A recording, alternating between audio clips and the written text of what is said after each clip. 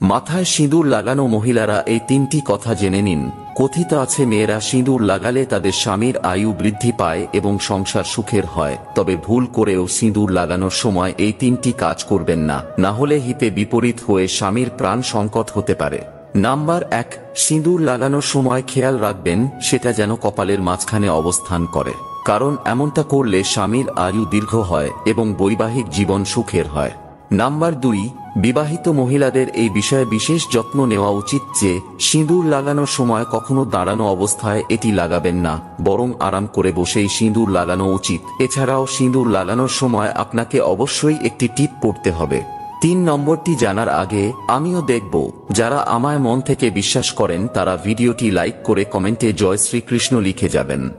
Number 3, বিবাহিত নারীদের সবসময় এটি খেয়াল রাখা উচিত যে তাদের সিঁদুরের বাক্স যেন কোনো জায়গা থেকে ভাঙা না থাকে।